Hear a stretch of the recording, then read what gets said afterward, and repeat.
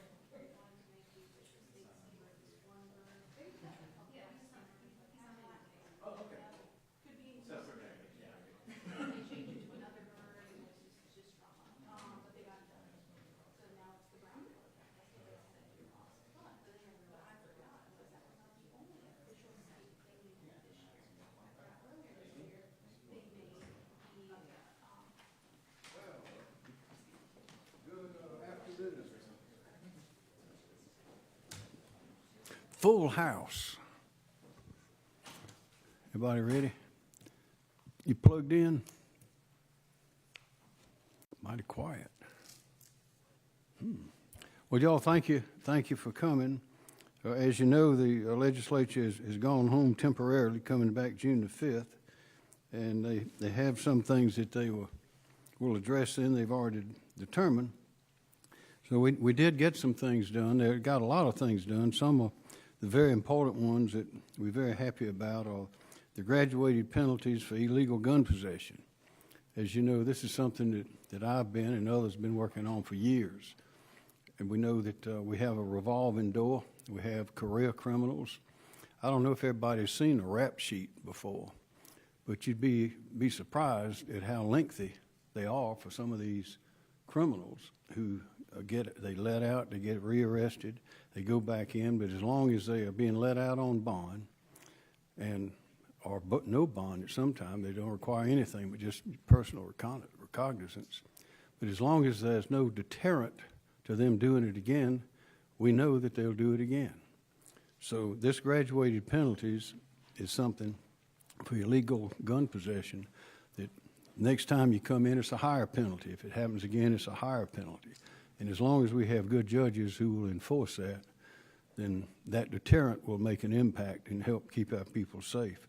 Once again, we're cutting the income tax rate. As you know, we started with 7%, and this is going to take it way down. It looks like we might go to 6.3 or maybe even 6.2, but we are going down. We're going in the right direction. We were the 12th highest in the country, the highest in the South. Now we are not. Teacher pay is going up. That's something we know is vital. We have great people. We have young people who all they need is a spark and a little imagination, something to catch their attention, and they can succeed and go up, but you have to have good teachers. A teacher is the key. You can have everything else. If you don't have a good teacher, great teachers, then it's likely not to happen.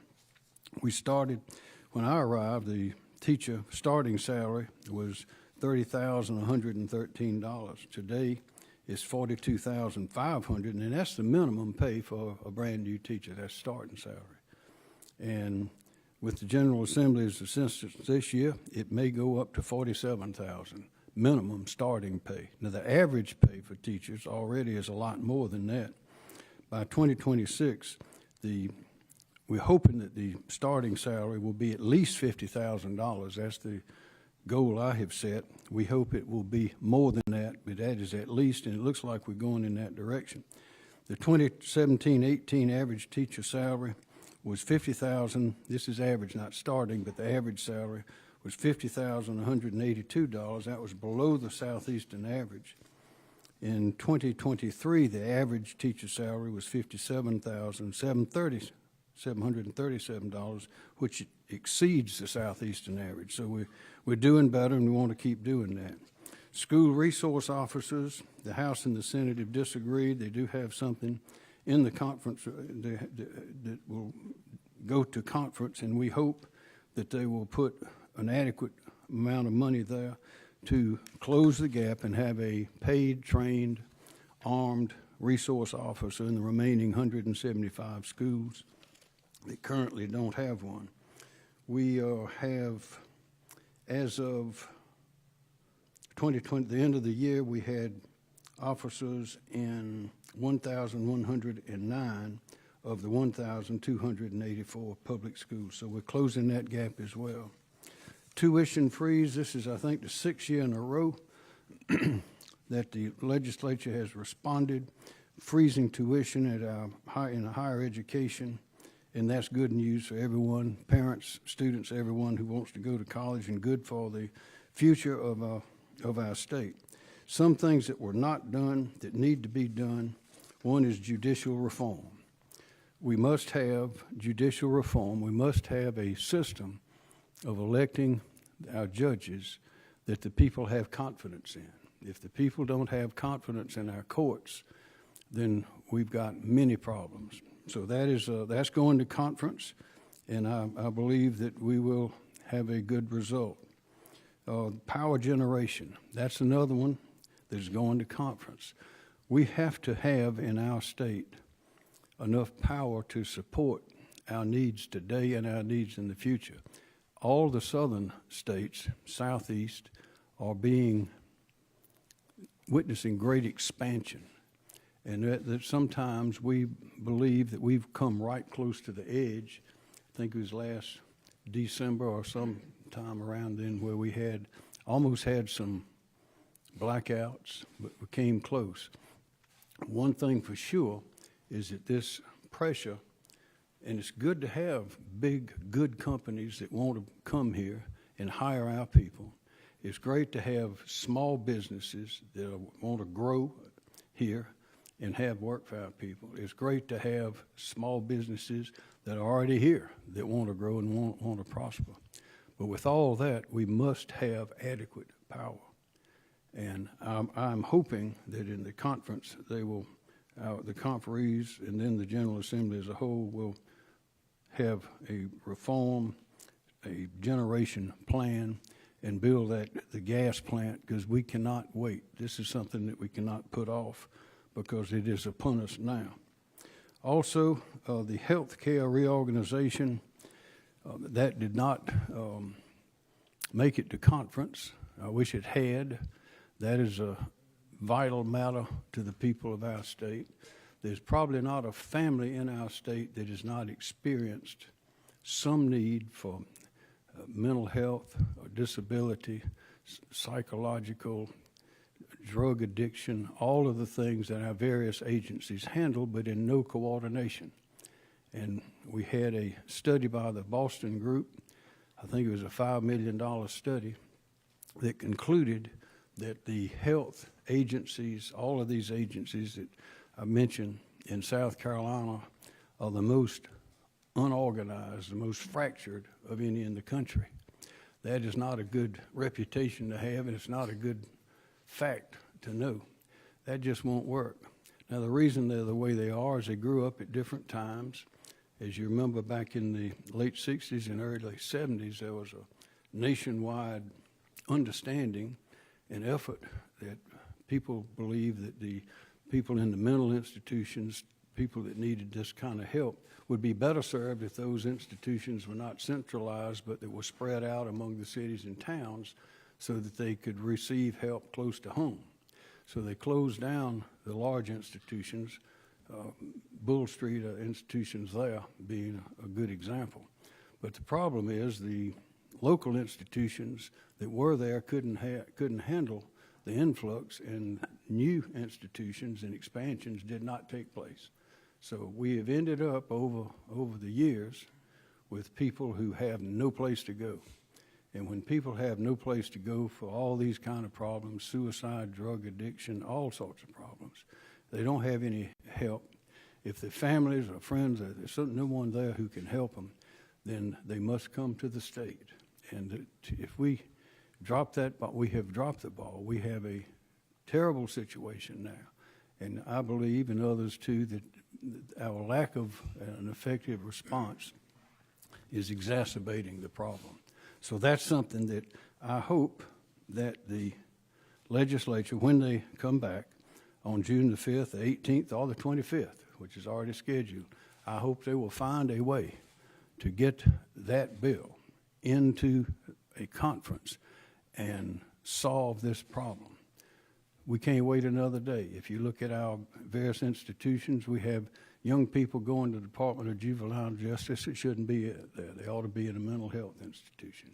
We have suicides. We have way too many things happen to our people that could be prevented if we would get organized and streamlined. And I believe that enacting that reorganization of our healthcare institutions is the best answer that we have so far. So I think that's all I had on my mind. I'll be glad to answer your questions. Mr. McKinney, he's senior. I saw Joe moving around over there. Governor, you mentioned a reduction in the personal income tax. Can you read into that you favor the Senate's proposal on that in the budget as opposed to the House plan? Which I want them to cut it as much as they can. Don't go up, go down. As long as they're going down, that's good. Governor, you're in your comments talking about the health agency restructuring. Freedom Caucus took credit for killing that bill through a procedural step by parliamentary movement. Have you spoken to members of the Freedom Caucus about what they did? And do you want to see maybe the health agencies come through, health agency restructuring come through a proviso or reopening the Sinai Guide agreement? Do I want to see the health agency? I'd like them to.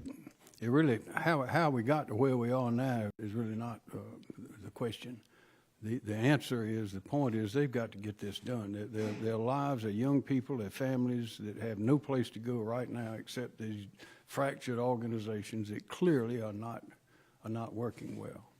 So however we can get the bill up through whatever means are necessary and get the job done, I'm for.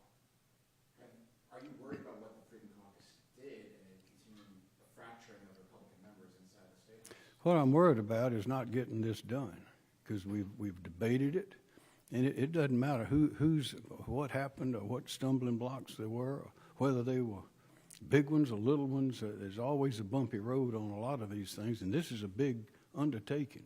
But the important thing is we have time, because they're coming back June 5th, the 18th, and 25th. I guess they could come back again if they wanted to by two-thirds vote. They could set another time to come back. But this is something that needs to be done. I think if every citizen in our state, every man, woman, and child that has had a problem getting information, getting in contact with the right people, trying to, or going to one agency and being told you have to go to that one, and then you go to that one and they say you have to fill out that form and so forth. I mean, we have a revolving door for our prisoners getting out of jail. We also have a revolving door for our citizens not getting help from these mental health and other agencies. They go in and they come right back out. Go in again, come right back out. Sent from one to the other. You've heard us in this office talk about communication, collaboration, and cooperation and working together. Well, that's exactly what our agencies, over time, they've grown up. They're separate. They do not have that kind of communication, collaboration, cooperation happening. We spent $5 million with the Boston group. They spent a lot of time. They've got a good reputation, and they've given us the advice on what to do. So now it's time to do it. Governor, potentially or definitely a less controversial aspect of the session, there's going to be a bill headed to you soon to erect a statue of Robert Small somewhere on the grounds. What do you think building this sort of monument or statue would mean towards celebrating and acknowledging Small's role in the state's history? I'm aware of the role. I don't know the details of it. I know that Robert Small's and his history means a lot to a whole lot of people. And like all of those bills, I'd be glad to take a good look at it, but it's certain that he has a place in history. Governor, to follow up on that, are you going to sign that bill? I don't promise to sign anything, with 2 or 3 exceptions, until it gets here. What are your 2 or 3 exceptions? What are you going to sign? What are your exceptions? Well, I tell you what, judicial reform, if they have a good one there, of course it'll depend on the details, but I'd like to sign that. Power generation depends on what they do, but I know we need power. Now, this particular bill, if they send us a bill that doesn't accomplish that, I'm not going to sign it. So I can't say that I'll sign a good bill, the one that I think is good. But there are always there are details in all of these bills that may require some study. What about the transgender minor procedure? I want to see the details of that, but I think that's an important point. I think parents ought to know what's happening to their children. And I know that particularly surgeries are generally irreversible. And I think that we have a situation of danger for our young people. I know that, I don't know about y'all, but when I was under 18 years old, I probably made some decisions that, looking back on it, were quite stupid, like everybody else, crazy even. But this is this is a serious matter, and the withholding of the hormones and that's one thing, but surgeries are yet another, and keeping the parents informed are yet another. So those are good objectives, but I need to see the bill in order to say yes or no. Governor, I want to ask about a different aspect of that bill. The provisions about minors have gotten most of the attention, but it also affects adults who are on state-run Medicaid programs or on state health programs. Should the state of South Carolina be telling people? That's one of the details that I'd like to see.